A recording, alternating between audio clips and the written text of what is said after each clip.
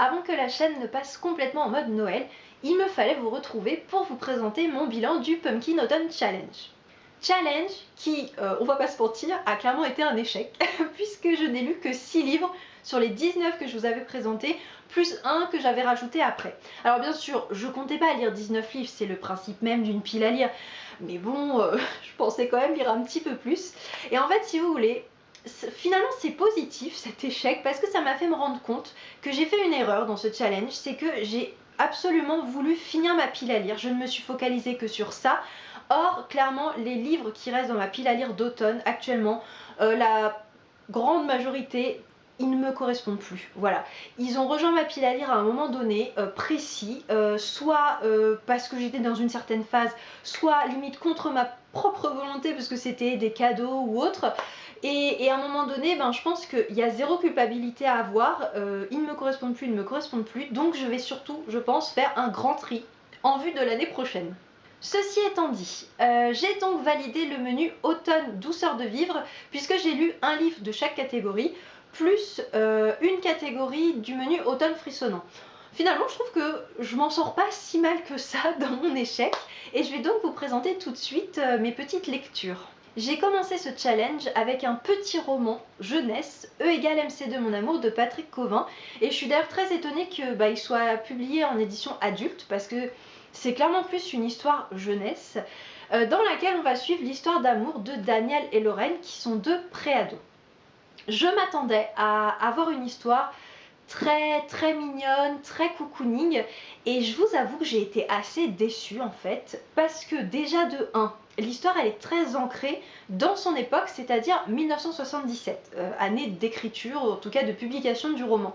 Et en soi c'est pas dérangeant, mais j'aurais aimé le savoir avant parce que il faut s'habituer, c'est tout le langage de l'époque, des références que aujourd'hui en tout cas les gens de mon âge n'ont pas forcément, enfin voilà, faut se mettre quand même un petit peu dedans. Donc bon, une fois que c'est fait, ça va, mais il faut le savoir. Mais surtout en fait, ce qui m'a vraiment dérangée, c'est que j'ai pas retrouvé la tendresse à laquelle je m'attendais en fait. Vous savez, cette tendresse qui en tant qu'adulte vous fait sourire de voir des gamins comme ça amoureux, comme si c'était l'homme ou la femme de leur vie alors qu'ils ont que 11 ou 12 ans.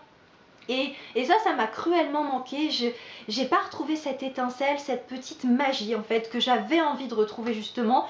J'ai même pensé abandonner un moment, c'est pour vous dire, parce que je trouvais ça long, ça m'intéressait pas en fait tout simplement. Et puis la fin est arrivée et la fin par contre m'a beaucoup plu, m'a beaucoup touchée, ce qui m'a permis de terminer le livre sur une note positive, mais clairement j'en garderai pas un grand souvenir quoi. J'ai enchaîné ensuite avec La vie secrète des écrivains de Guillaume Musso, qui était donc mon deuxième roman de lui après Sauve-moi que j'avais lu en début d'année et qui m'avait assez déçue. Donc là c'est vrai que je me lançais sans vraiment savoir à quoi m'attendre. Dans cette histoire, on va suivre l'enquête de à la fois une journaliste et parallèlement un peu d'un libraire qui vont donc enquêter sur le mystère Nathan Fowles, qui est un écrivain à succès, qui a vendu des best-sellers et qui n'a plus écrit une seule ligne depuis qu'il s'est reclus littéralement sur une île un peu secrète de Méditerranée il y a plus de 20 ans. Ils vont donc essayer de comprendre pourquoi, comment, qu'est-ce qui s'est passé. C'est du Musso, donc ça se dévore. Il y a plein de rebondissements, on est vraiment happé, on veut savoir, on dévore le bouquin. Et puis on arrive à la fin et malheureusement, moi cette fin, je la trouve un peu tirée par les cheveux et pas forcément très crédible. Mais franchement, j'arrive pas à lui en tenir vraiment rigueur, tellement j'ai passé un bon moment en fait. Tellement j'ai aimé lire ce livre, franchement je l'ai dévoré, j'avais envie de le reprendre pour savoir ce qui allait se passer.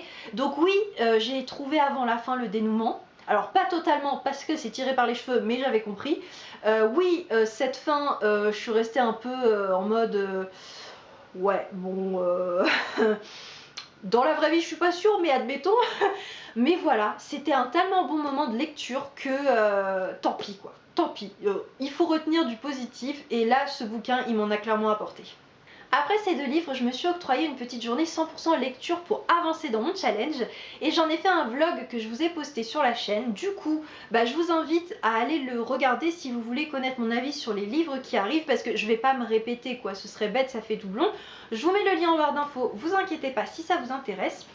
Dedans, je vous parle donc du tome 2 de la trilogie des elfes de Jean-Louis Fetchen, du tome 1 d'une saison chez les sorcières automne de Anaïs Goldenberg, si je ne me trompe pas, voilà c'est ça. Et le dernier, je ne l'ai plus en ma possession, je vous parle du tome 1 de la quête des Willam de Pierre Bottero mais en BD. À la fin du vlog, je vous laissais avec ce petit livre, Le blues du chat de Sophie Chabanel, qui est un policier dans lequel on va suivre la commissaire Romano qui enquête sur l'assassinat d'un banquier véreux en pleine cérémonie de remise de la Légion d'honneur.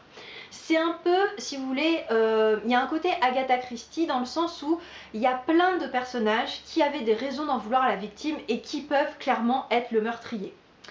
Mais à la différence d'Agatha Christie, il y a un côté très moderne, voilà, très moderne, très frais, il y a beaucoup d'humour, un peu de politiquement incorrect, c'est voilà, c'est très simple à lire, c'est pas prise de tête. Mais, j'ai envie de vous dire, encore à l'inverse d'Agatha Christie, pardon, c'est pas extraordinaire non plus, quoi, si vous voulez. C'est une bonne petite lecture, mais vous savez, vous replongez pas dedans avec vraiment envie, vous avez pas plus envie que ça de savoir qui est le meurtrier. Voilà, ça ne se dévore pas comme j'ai pu dévorer le Musso, par exemple, comme ce que je vous disais tout à l'heure. Donc, un bon petit policier, si vous n'avez pas envie de quelque chose qui fait peur, qui est de trop hard, si vous aimez les chats, mais voilà, c'est un peu le bilan de mon challenge, c'est que des lectures bien mais sans plus quoi. Et enfin, j'ai terminé mon challenge avec un livre que je ne vous avais pas présenté dans ma pile à lire et que j'ai décidé de rajouter au vu de sa couverture. C'est Une chance sur un milliard de Gilles Le Gardinier.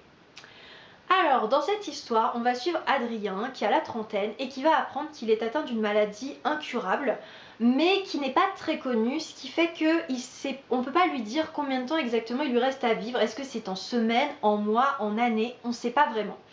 Donc, vous vous en doutez, ça va complètement remettre en cause sa vie et il va décider de se reconcentrer sur l'essentiel et de régler toutes les choses qu'il n'a pas osé régler jusqu'à présent.